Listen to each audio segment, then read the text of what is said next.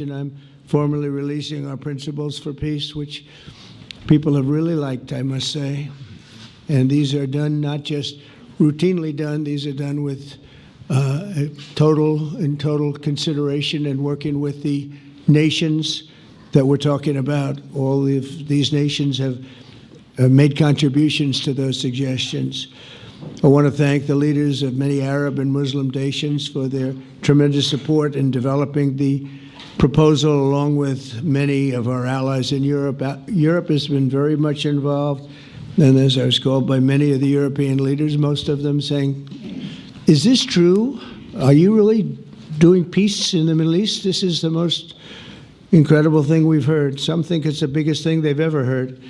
They called just to find out, was it just a rumor or is it actually done? And then they said, have you spoken to the Arab leaders? Have you spoken to all of the other leaders that we have to get? A lot of people involved in this one. I also want to thank Prime Minister Netanyahu for agreeing to the plan and for trusting that if we work together, we can bring an end to the death and destruction that we've seen for so many years, decades, even centuries, and begin a new chapter of security, peace, and prosperity for the entire region. And I want to just say that my meetings and dialogue that we had with so many countries, Saudi Arabia as an example, the king is a phenomenal person. The Emir of Qatar, he's incredible people. UAE, and that's MBZ and ABZ.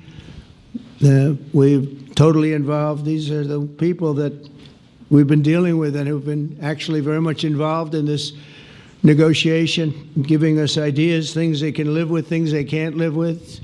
Pretty complex.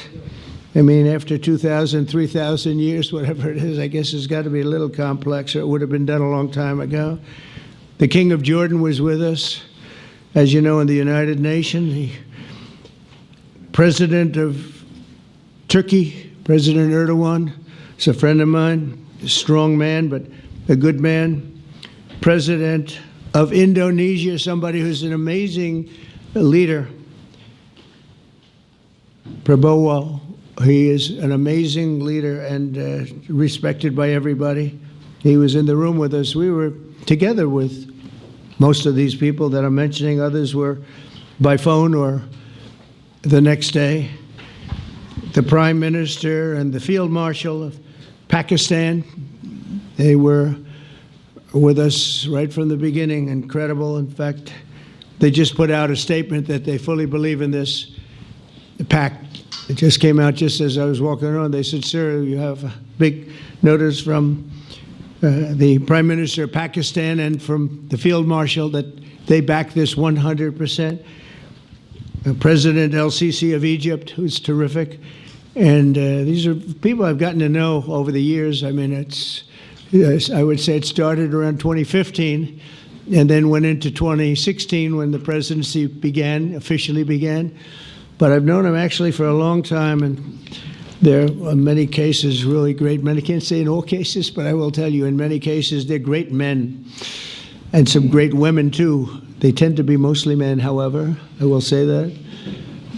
But if accepted by Hamas, this proposal calls for the release of all remaining hostages immediately, but in no case more than 72 hours. So the hostages are coming back, and I hate even saying this from the standpoint, doesn't sound right, but it is so important to the parents. The bodies of the young men, I believe in almost all cases, the young men are coming back immediately. I met with parents. The parents felt as strongly about getting the body of their dead boy back as they did as though the boy were alive and well. It's so important to them. And it means the immediate end to the war itself, not just Gaza. It's the war itself. Under the plan, Arab and Muslim countries have committed, and in writing in many cases, but I actually would take their word for it. The people I mentioned, I'd take their word for it, to demilitarize Gaza, and that's quickly. decommission the military capabilities of Hamas and all other terror organizations immediately. And we're relying on the countries that I named and others to deal with Hamas. And I'm hearing that Hamas wants to get this done too, and that's a good thing. And destroy all terror infrastructure, including the tunnels, weapons of production facilities. They have a lot of production facilities that we're destroying. They'll also help train local police forces in the areas that we're discussing right now, in particular in and around Gaza, working with the new transitional authority in Gaza. All parties will agree on a timeline for Israeli forces to withdraw in phases. They'll be withdrawing in phases. No more shooting, hopefully, as progress is made toward achieving these goals. Arab and Muslim nations need to be allowed the chance to fulfill these commitments of dealing with Hamas. They have to deal with them because they were the one group that we have not dealt with. I haven't dealt with them. But the Arab countries are going to, and Muslim countries are going to be dealing with Hamas, and I believe they've already been there. I think they probably have an understanding, and they haven't maybe mentioned that, but I would imagine they do. Otherwise, they wouldn't have gone as far as they've gone. If they're unable to do so, then Israel would have the absolute right, and actually our full backing, the U.S. full backing. Marco's here, and a lot of our leaders are here, our great Vice President, Susie Wiles, Steve Witkoff, Jared Kushner. They've been so involved in this process. I don't think anybody else could have done it or even come close, but it's we're right there. We're right there. First time in thousands of years, I think you can probably say, if you really look into it, if you study back, if you're a scholar, you would say thousands of years. Israel would have my full backing to finish the job of destroying the threat of Hamas. But I hope that we're going to have a deal for peace. And if Hamas rejects the deal, which is always possible, they're the only one left. Everyone else has accepted it.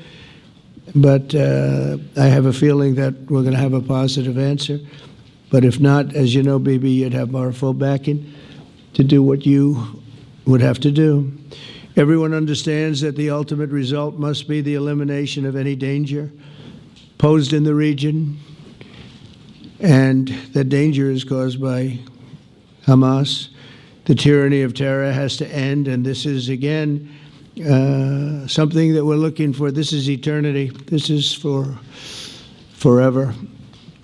To ensure the success of this effort, my plan calls for the creation of a new international oversight body, the Board of Peace, we call it, the Board of Peace, sort of a beautiful name, the Board of Peace, which will be headed, not at my request, believe me, I'm very busy, but we have to make sure this works.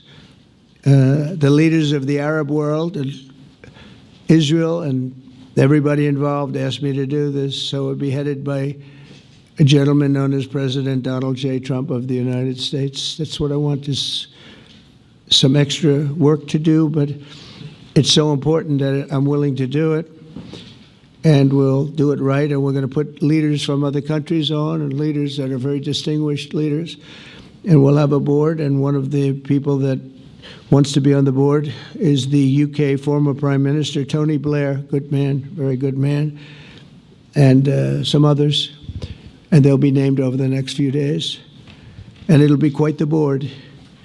Working, everybody wants to be on it now. I don't know if that had anything to do. They named me and everybody else wanted to be on it. I guess they figure, well, he's a soft touch. He'll be easy to deal with. Working with the World Bank and others, it will be responsible for recruiting and training a new government that will be made up of Palestinians along with highly qualified experts from all around the world.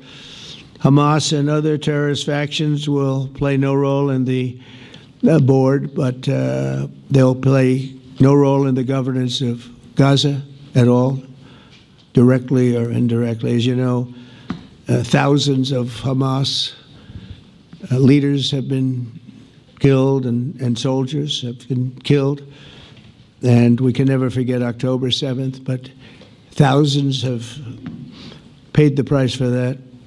And now it's time to get our hostages back and get back to trying to build something that's really great and very important. In our meeting today, Prime Minister Netanyahu was very clear about his opposition to a Palestinian state.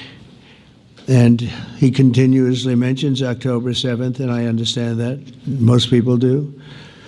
And I understand and respect his position on many things, but what he's doing today is so good for Israel.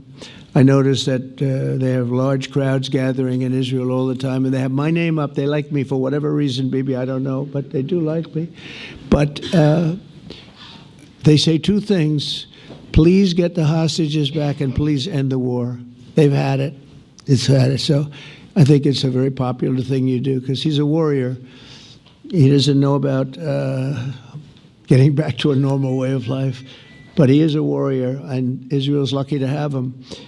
But now the people want to get back to peace. They want to get back to normalization in a true sense. Several countries have foolishly recognized the Palestinian state. As you know, some of our European friends, allies, good people, but they're really, I think, doing that because they're very tired of what's going on for so many decades. They've been presidents and prime ministers for years, and during this time, having to do with the Middle East, all they're doing is talking about the same thing over and over. They want to see it get back.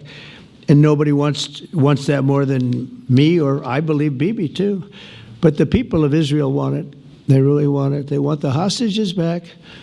That includes the probably 32 bodies that we're talking about, 20 people that are living, 32 or so people that are dead, and they want to have peace. So let us not forget how we got here. Hamas was elected by the Palestinian people. Israel withdrew from Gaza thinking they would live in peace. Remember that a long time ago? They withdrew. They said, you take it. This is our contribution to peace. But that didn't work out. That didn't work out. It was the opposite of peace. They pulled away. They let them have it. And I never forgot that, because I said, that doesn't sound like a good deal to me. As a real estate person, I mean, they gave up the ocean, right? Ron, they gave up the ocean. They said, who would do this deal? And it still didn't work out. They were very generous, actually.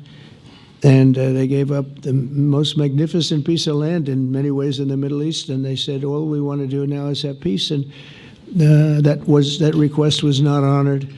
Instead of building a better life for the Palestinians, Hamas diverted resources to build over 400 miles of tunnels and terror infrastructure, rocket production facilities, and hid their military command posts and launch sites in hospitals, schools, and mosques. So if you went after them, you'd be after them, and you wouldn't even realize you ended up knocking out a hospital or school or a mosque. That terrible thing, terrible way to have to fight. No fight is good, but that's a real bad one. So there are many Palestinians who wish to live in peace. Many. I've seen so many of them. And they have support. And I challenge the Palestinians to take responsibility for their destiny, because that's what we're giving them. We're giving them responsibility for their destiny, fully condemn and prohibit terrorism and earn their way to a brighter future. They don't want the life that they've had. They've had a rough life with Hamas. If the Palestinian Authority does not complete the reforms that I laid out in my vision for peace in 2020, they'll have only themselves to blame. We're giving them an amazing footprint, and they have amazing support from the leaders of the Arab world and the Muslim world, the great leaders. These are great leaders. These are unbelievable leaders that have built great countries and very wealthy countries. What the future holds for the Palestinians, no one really knows, but the plan that we put forward today is focused on ending the war immediately, getting all of our hostages back, getting everything back. Hard to believe when you even say it, and creating conditions for durable Israeli security and Palestinian success. Israeli security is going to be involved. We're going to help you. We'll be there with you in terms of helping with security. We want to make sure it works. We just want to make sure it works. There shouldn't be a shot fired. Now, there will be, I guess, because that's the way it seems to be, but there shouldn't have to be within a few days. There shouldn't have to be a shot fired. And maybe for eternity. Wouldn't that be nice? I hope it's true. I can tell you the leadership of that region feels that there's a good chance of it being true. So this will lead to this agreement that we're talking about will lead to a sustainable long-term peace. No president in history has been a greater friend of the state of Israel than I have, in addition to negotiating the Abraham Accords. I like to say it that way because the real people, that's what they call Abraham. I would say Abraham, but it's so much nicer when you say Abraham. So much more elegant. But the Abraham Accords, they're amazing. Jared, you did that along with your group of geniuses, and nobody thought that could be done. We have 4 countries, and Sleepy Joe Biden didn't do a thing. He didn't even know what the hell they were. He should have had them filled up. But I think this will also lead to packing them. And who knows, maybe even Iran can get in there. I hope, we hope we're going to be able to get along with Iran. I think they're going to be open to it. I really believe that. But they could be a member. I long ago said, I'll bet you at some point Iran will be a member of the Accords, and little did I realize it was going to take this turn. That was some turn we did with the B-2s. But I think they might very well be there because it's a great thing for them economically. I recognize the eternal capital of Israel. I opened the American embassy in Jerusalem. That was something that everyone said would never be done, could never be done. Virtually every president for many, many years, for decades, would campaign on making Jerusalem the capital of Israel. They campaigned on it over and over. Is that right, Steve? Is that right? Everyone, and when they got to it, and I understand why now, because it was so. When I got to office, I campaigned on it too. I said, we're going to make it. And then I'd get calls from the leaders of various countries saying, please don't do it, please don't do it. It'll end the whole world, please don't do it. And finally, I just didn't say anything, and I did it. People were calling me before I did it because they heard I was going to do it, and leaders of countries were calling me, and I think it was on a Thursday that I did it, and they'd call me Monday, Tuesday, Wednesday, 3-4 times a day, and I said, tell them I'll call them back on Friday. And I announced it on Thursday, and I called them back, the biggest people in the world, and they said, you've done it. I said, done what? You've made the capital of Israel, Jerusalem, and we wanted to talk yet. I wish you called me a little sooner. Maybe I could have done something about it. So that was a lot easier than getting into an argument, because I knew what they were calling about. And you know what? It turned out to be amazing. Everybody thought it was going to lead to the end of the world, right? The end of the world, Ron, that's what they said. It didn't lead to anything. It just led to something that I promised, and something that was very, very popular for Jewish people and a lot of other people too.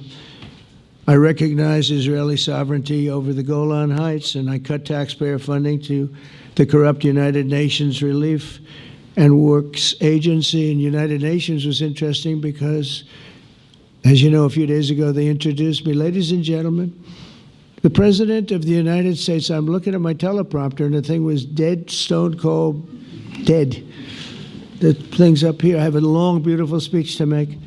I'm back 30 feet back, and I'm saying, they're introducing me. There's nothing on my teleprompter. So, but I made a speech. I actually got good marks. You think Biden could have done that? I don't think so. I don't think he could have done that. I don't think too many people could have done it. But actually, it was actually more of a speech from my heart, if you want to know the truth. I think it was maybe better in certain ways because it was from the heart. It has to be from the heart. Otherwise, you're in big trouble. But I cut taxpayer funding for that very corrupt United Nations Relief and Works Agency, and nobody thought that would be done, and withdrew from the horrible Iran nuclear deal that was imposed upon Israel by Barack Hussein Obama and Biden. And I don't think Biden knew anything about it, though. I don't think he knows anything about it now, actually, if you ask him. He'd say, what is that? And we obliterated Iran's nuclear enrichment capacity, making it impossible for them to have a nuclear weapon, which they would have had probably in about 2 months from that. But I've never asked Israel to compromise its security, but we had big, strong talk. Nobody's been better to Israel. No president's been better to Israel than Donald Trump. But we had a long, strong talk, Bibi and I, and he understands it's time. It's time. History has shown. And the people of Israel want it. And the people of the Middle East want it. The people of enemies of Israel want it. But they don't have really too many enemies right now. And you know what? Many countries have gained great respect for Israel, for the way they fight, for the job they do.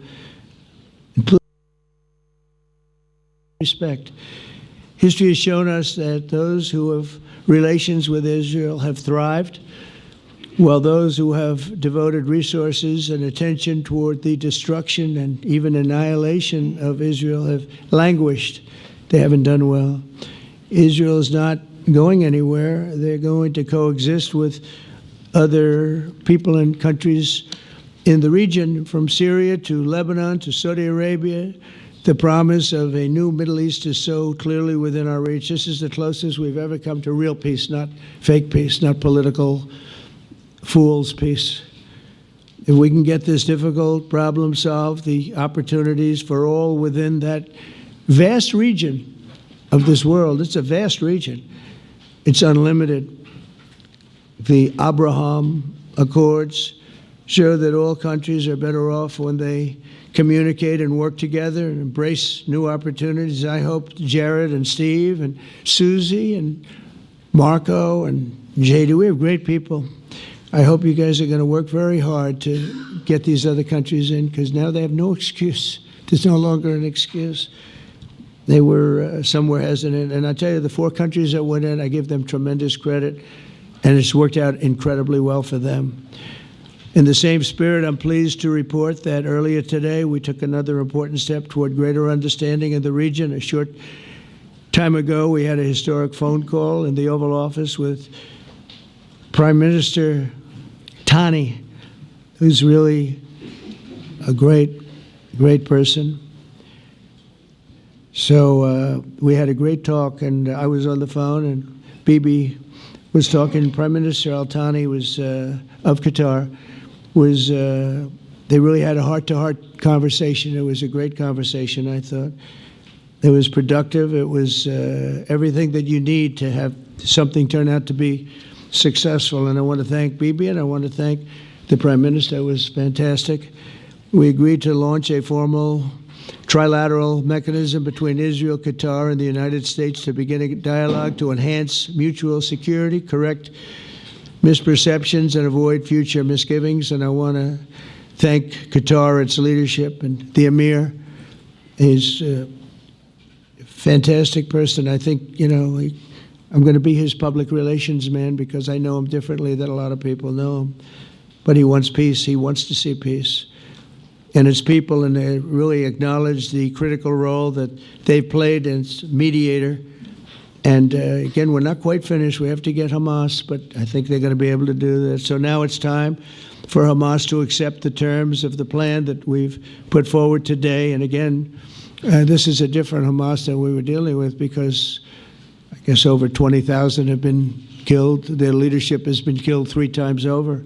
So you're really dealing with different people than we've been dealing with over the last 4 years, 5 years. Everyone has done their part and come to the table in good faith. Our Arab and Muslim partners are fully prepared to step up and fulfill their commitments for the benefit of the people of Gaza and the entire region. They're willing to step up and do a lot. They really are. There are a lot of good people involved. Everybody who wants to see an end to the violence and destruction should be united in calling for Hamas to accept the extremely fair proposal so that we can end the war and get us back our hostages right now and have everlasting peace.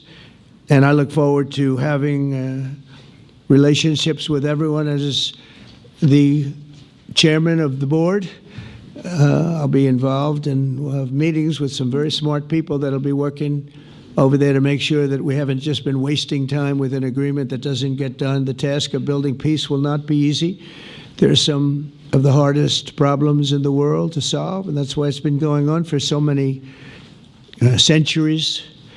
But too many lives are, and this was more than a try. I mean, I think this is something that gets done when you have virtually every country, and these are powerful countries that have a lot of money, and the money can make things happen. A lot of countries try and they don't have any money. These are very rich countries that can make things happen.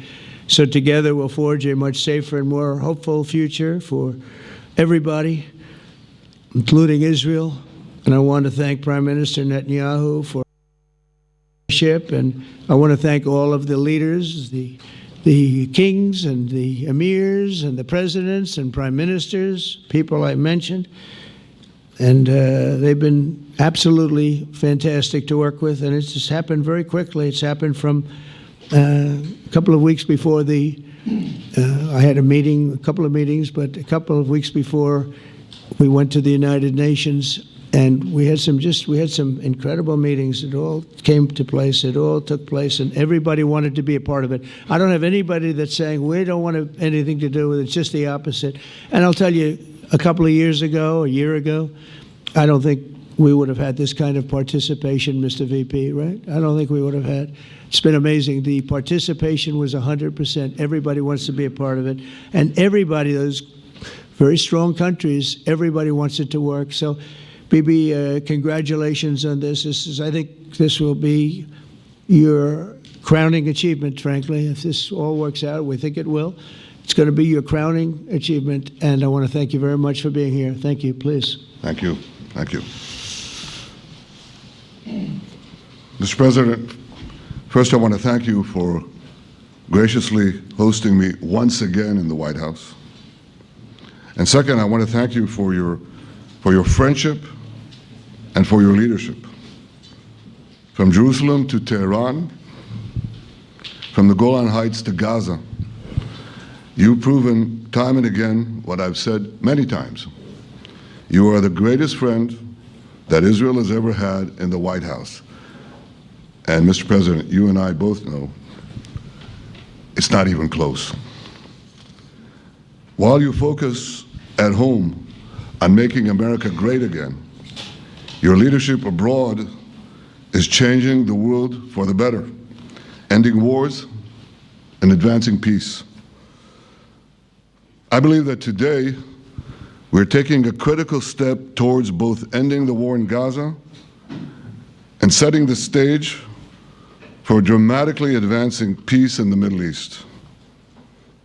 And I think beyond the Middle East, in very important Muslim countries. I support your plan to end the war in Gaza, which achieves our war aims. It will bring back to Israel all our hostages, dismantle Hamas's military capabilities, end its political rule, and ensure that Gaza never again poses a threat to Israel. We would not have achieved this turning point without the courage and sacrifice of our incredibly brave soldiers. They fight like lions to defend the people of Israel, and they serve on the front line in the war between civilization and barbarism. Mr. President, when our two countries stand shoulder to shoulder, we achieve the impossible. Just a few months ago, in Operation Rising Lion and Operation Midnight Hammer, we struck a decisive blow against Iran's nuclear and ballistic missile program. Your bold decision to send those B-2s made the region safer and the world safer. Now, under your leadership, we're taking the next step to win the war and expand the peace. Your plan is consistent with the 5 principles my government set for the end of the war and the day after Hamas, Everybody asks, what is your plan for the day after Hamas? Here's our plan. Passed it in the cabinet. All our hostages, both those who are alive and those who died, all of them will return home immediately. Hamas will be disarmed. Gaza will be demilitarized. Israel will retain security responsibility, including a security perimeter for the foreseeable future. And lastly, Gaza will have a peaceful civilian administration that is run neither by Hamas nor by the Palestinian Authority. If Hamas agrees to your plan, Mr. President, the first step will be a modest withdrawal, followed by the release of all our hostages within 72 hours. The next step will be the establishment of an international body charged with fully disarming Hamas and demilitarizing Gaza. I appreciate your willingness to lead the body, Mr. President. I really appreciate it because you have a lot of things to do, and this is important. And it reflects the confidence that this will give everyone, that things will be followed up on all the commitments made. The fact that you're taking this on, I think, helps a lot to make sure that everything flows in the direction that we want. Now, if this international body succeeds, we will have permanently ended the war. Israel will conduct further withdrawals linked to the extent of disarmament and demilitarization, but will remain in the security perimeter for the foreseeable future. I think we should understand that we're giving everybody a chance to have this done peacefully, something that will achieve all our war objectives without any further bloodshed. But if Hamas rejects your plan, Mr. President, or if they supposedly accept it and then basically do everything to counter it, then Israel will finish the job by itself. This can be done the easy way, or it can be done the hard way, but it will be done. We prefer the easy way, but it has to be done. All these goals must be achieved because we didn't fight this horrible fight, sacrificed the finest of our young men to have Hamas stay in Gaza and threaten us again and again and again with these horrific massacres. Mr. President, I was encouraged by your clear statement at the UN against the recognition of a Palestinian state. That would be an outcome that, after October 7th, would reward terrorism, undermine security, and endanger Israel's very existence. As for the Palestinian Authority, I appreciate your firm position that the PA could have no role whatsoever in Gaza without undergoing a radical and genuine transformation. In your 2020 peace plan, which you mentioned just now, you made clear what that transformation requires. It's not lip service. It's not checking a box. It's a fundamental, genuine, and enduring transformation. And that means ending pay to slay, changing the poisonous textbooks that teach hatred to Jews, to Palestinian children, stopping incitement in the media, ending lawfare against Israel at the ICC, the ICJ, recognizing the Jewish state, and many, many other reforms. It won't come as a surprise to you that the vast majority of Israelis have no faith that the PA Leopard will change its spots. But rather than wait for this miraculous transformation, your plan provides a practical and realistic path forward for Gaza in the coming years, in which Gaza will be administered neither by Hamas nor the Palestinian Authority, but by those committed to a genuine peace with Israel. I think this can be not only a new beginning for Gaza, I think it can be a new beginning for the entire region. Under your leadership, we can re-energize, well, I've got to contribute my own, we can re-energize the Abraham Accords. That's what it's called in the original Hebrew, Abraham. Abraham is fine, Abraham, however you want to call it. Under your leadership, Mr. President, we can re-energize the Abraham Accords that we forged 5 years ago. We can expand them to many more Arab and Muslim nations that choose moderation over extremism. I think there's an opportunity here. It's not going to be easy, it's tough going, but I think if we succeed, you're absolutely right. We're going to open possibilities that nobody even dreamed of. But I think we dream of them. As you've told me, Mr. President, and you've told the world many, many times, you said, remember October 7th. Remember October 7th. And we do. We will never forget the horrors of October 7th, and we will do whatever is necessary to make sure they don't happen again. Since October 7th, Israel's enemies have learned a hard truth. Those who attack us pay a heavy price, but those who partner with us advance progress and security for their peoples. President Trump just said it, it's also in the Bible. It says, those who will bless you will be blessed, and those who will curse you will be cursed. And that's actually what is happening. We want the blessings. I think we've done a lot in the past 2 years to end the curse. We're not finished, but we've done a lot. And we've done a lot together to end the curse. I want to thank your entire team for their efforts to get to this point. I especially want to thank Steve Witkoff and Jared Kushner for their indefatigable work to bring Israel and Arab states in the region closer together. I am deeply grateful to both of them for their work. We had a phone call today just to make it clear. I said to the Prime Minister of Qatar, Israel was targeting terrorists, wasn't targeting Qatar. And of course, we regretted the loss of the Qatari citizen. It wasn't our target. And I very much appreciate President Trump's proposal to have a trilateral body, the United States, Israel, and Qatar, to work out respective grievances. There are quite a few. But if we could try to mitigate them or put it on a different footing, I think that'll be good for everyone. Above all the people, the fine team, the many helpers who've done this, I want to thank you, Mr. President.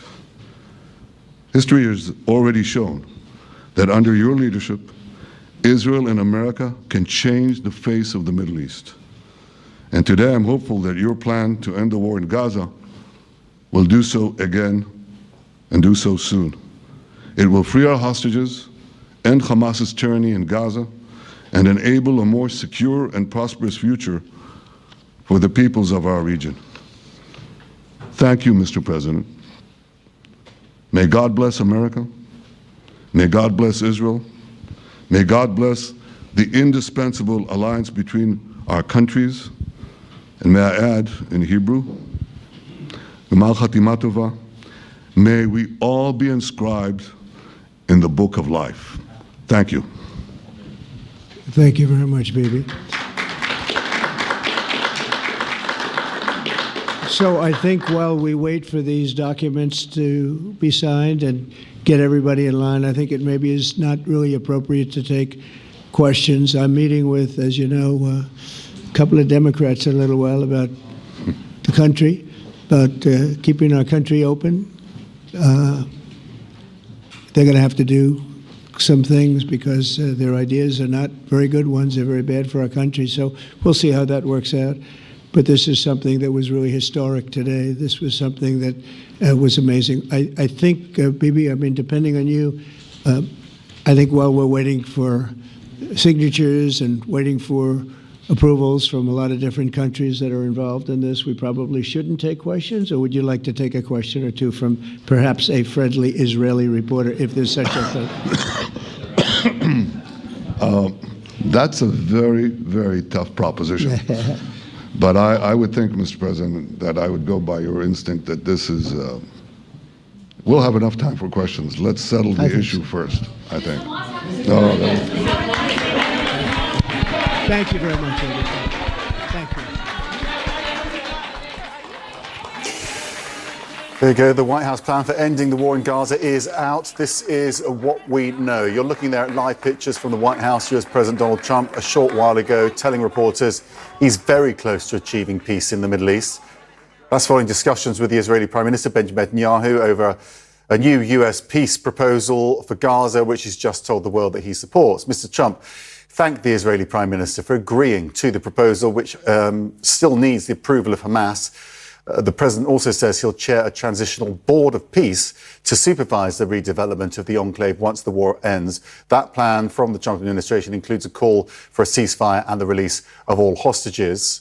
Let's go straight to Kevin Liptak, who is looking at that. Quite unusual not to get questions. I'll ask you about that in a moment. But with the caveat that Hamas hasn't agreed to this, what's in the plan, Kevin?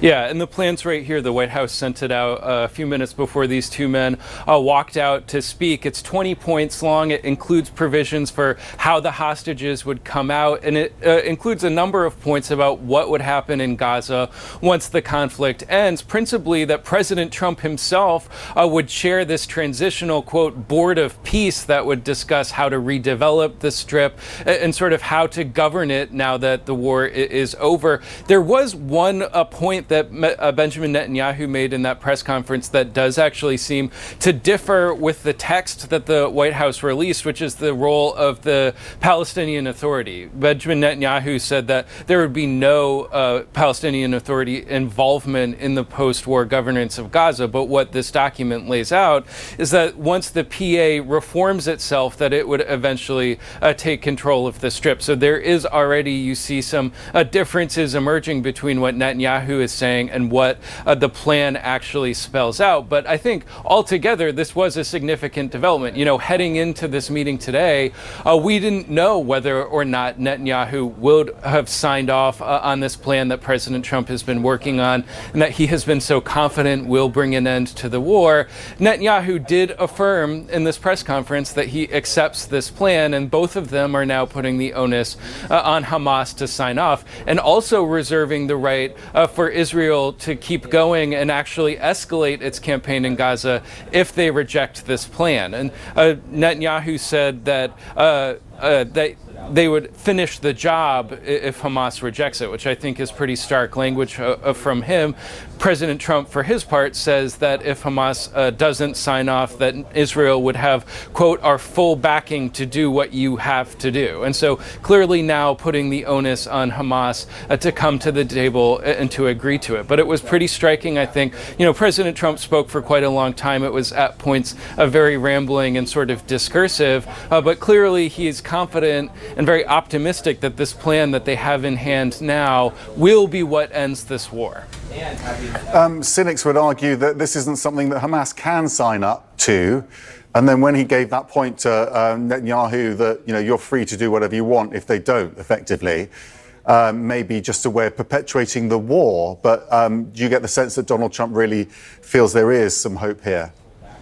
I think he does, and I think something that happened before this press conference inside the Oval Office is part of why he's so confident. He, Netanyahu, got on the telephone with the Qatari Prime Minister. Netanyahu, in that phone call, actually apologized for killing a Qatari serviceman during their strikes in Doha to go after Hamas leaders earlier this month. I think the hope is that in sort of easing tensions between Israel and Qatar, that will force Qatar to then put pressure on Hamas to agree to this deal. You also hear President Trump talking about all of the other countries in the region, whether it's the Saudis or the Emiratis, who have gotten on board with this plan. And I think the hope is that increasing pressure from the Arab world on Hamas to say yes to this deal, to agree to this plan, to end the war, that will be enough to get them to sign off. Now, whether that happens, we'll have to wait and see. Hamas, as of yesterday, had not actually seen the full text of this document. Clearly, now that the White House has released it publicly, they will be digesting it and determining whether this is something that they can agree to. But now all eyes, I think, will be on them for a response. And certainly President Trump and Netanyahu have made very explicit what the consequences would be if they do not. It was cut short, wasn't it? I mean, we were told it was a press conference, but it wasn't really, was it? Because the press conference would involve questions. What did you make of that? Yeah, and I think the recognition on both sides of this is that further probing about what has actually been agreed to could perhaps reveal some cracks in this plan. You know, Netanyahu, as I said, was not on board with this until today. He said he was still digesting it. And there were obviously some points, including this question of the Palestinian Authority, but also the question of an eventual Palestinian state, which Netanyahu has says, including in this press conference, would be a danger to Israel, that may reveal some differences and some sort of shakiness in all of this. And I think the recognition had been that further inquiry by reporters about what has actually been agreed to could potentially sort of betray the shakiness of what this plan actually is. And so they said that they didn't necessarily want to answer questions on this until it has been agreed to on all sides. And I think, you know, when that happens, maybe we can go back to them and try and probe a little further about how they actually envision this being implemented on the ground in Gaza. But I think that was sort of their calculation in deciding not to answer questions today about what this plan actually is. What do you make of the idea about Donald Trump heading this transitional board that effectively, in practice, means he's running the government of Gaza, doesn't it? Right. And, you know, all we know about this plan is what Trump said about it and what this document says. And he sort of said that, yes, I'm a busy guy, but all of these Arab leaders asked me to do it. So in his sort of words, he begrudgingly said yes. What this actually looks like in practice, I think, remains to be seen. The one other name that is associated with this board now is Tony Blair, the former British Prime Minister, who you will know very well, Max. And he has been someone who has been heavily involved in developing this plan from the get-go. He was meeting with White House officials. He was meeting with Netanyahu to try and get this plan over the finish line. It seems like President Trump is something of a figurehead of this board. They have also said that other heads of state will be involved. And I think probably the thinking is that having President Trump atop this panel will sort of convince and lure other people to become involved in this redevelopment plan, which will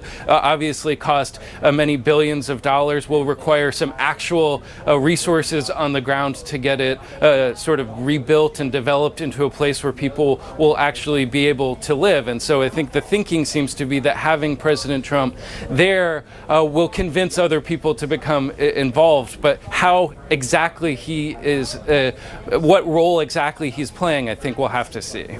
Kevin, thank you so much for that fast turnaround analysis. Extraordinary meeting there. The US plan calls for a board of peace, as Kevin was saying, that would be in charge of a post-war Gaza. It will indeed be chaired by Donald Trump himself. The US president was almost self-depreciating when he announced that plan. To ensure the success of this effort, my plan calls for the creation of a new international oversight body, the Board of Peace, we call it, the Board of Peace, sort of a beautiful name, the Board of Peace, which will be headed, not at my request, believe me, I'm very busy, but we have to make sure this works. The leaders of the Arab world, and Israel and everybody involved asked me to do this, so it would be headed by a gentleman known as President Donald J. Trump of the United States. That's what I want, is some extra work to do, but it's so important that I'm willing to do it, and we'll do it right, and we're going to put leaders from other countries on, and leaders that are very distinguished leaders, and we'll have a board, and one of the people that wants to be on the board is the UK former Prime Minister, Tony Blair. Good man, very good man. Let's speak to H.A. Hellier, joins us now. I mean, you watched it with us. I mean, the first question really has to be, would Hamas agree to this?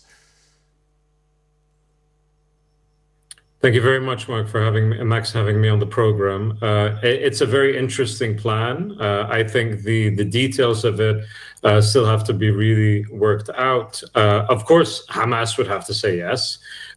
They've just received, as the rest of us have, details around the plan. They already announced over the last few days that there were certain things that they rejected, including having Tony Blair be involved.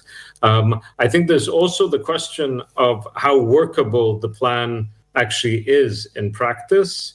as well as how many off-ramps from the plan already exist and already being clearly stated. I mean, Netanyahu said that withdrawal, and these withdrawals, by the way, are meant explicitly to be partial from Gaza, not complete withdrawal. There's no complete withdrawal mentioned in this plan at all.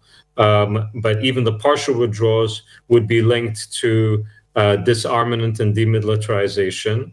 And if it didn't happen, then I think that Netanyahu would interpret the plan as allowing him to go right back to war. For example, no role for the PA either. The idea that a Palestinian state could come out of this is not something that Netanyahu was willing to sign up to, despite the fact that this is what many of the parties involved made very clear was necessary. So I think there are a lot of off-ramps here. It's too early to see whether or not the Trump administration will put the necessary pressure and leverage on the Israelis, not just today, but going forward, to make sure that the plan is actually implemented at every stage anyway. And what we saw at the beginning of the year, of course, was this pause in fighting agreed with the Israelis in January, and then the Israelis unilaterally breaking that arrangement about 6 weeks later before it could become a ceasefire. And part of the reason for that was, frankly, that there wasn't that pressure, there wasn't that focus or that attention from Washington, D.C. On what was going on. And I think one of the reasons why there was this encouragement for Trump to be so involved in the plan and be the chair and so on is probably a hope being expressed by the Arab states involved, that if that happens, then Netanyahu will feel that he has to hold up every bit of the bargain. But like I said, there are lots of off-ramps here and a lot of details that have yet to be worked out. This international stabilization force, it's not clear who's even going to be a part of that. And the success of the plan, irrespective of whether one thinks it's a good plan or a bad plan, but just the success of the plan is heavily contingent on that stabilization force. But I'm interested in your first comment was they'd have to agree to this. So you do expect them to agree to it, Hamas? I don't know if they really have much choice in the matter, to be quite frank. I mean, they could turn around and be very cynical about, actually not so cynical. They could be cynical about the plan and say that, look, we need more guarantees. We're not going to simply release all of the hostages without guarantees that we're not going to be pummeled the following day. Where are the guarantees for that, particularly since the Israelis attacked Doha in the midst of negotiations and mediations, right?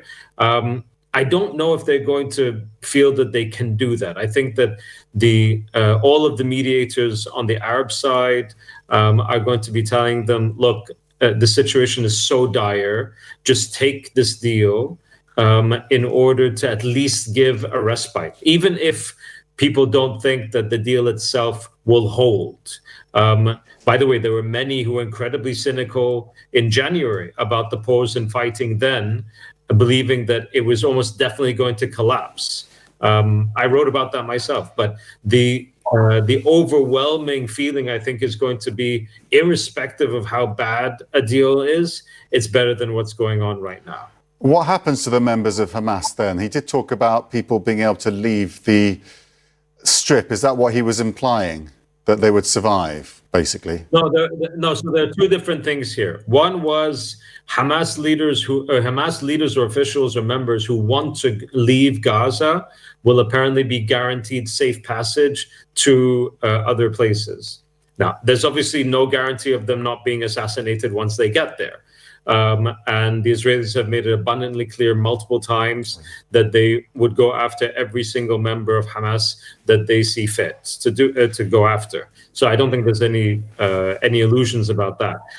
What Trump was referring to is that there's another clause in this plan that indicates that those Palestinians who wish to remain in Gaza will be encouraged to remain in Gaza, and those that wish to leave will be able to leave and will be able to return if they so choose. And I think this was really a point of great insistence from the Arab states involved, because the historical record is that any Palestinian who has been forced to leave any part of Mandate Palestine from 1947 onwards has never been allowed to return, whether in 1947-48, whether in 1967, or any point thereafter.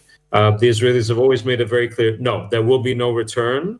There will be no actualization of the right of return, even though it's enshrined in international law from 1947 onwards. They reject this in principle. So the fact that that's in there is significant. Whether or not it will be actualized, I think, is a different question entirely.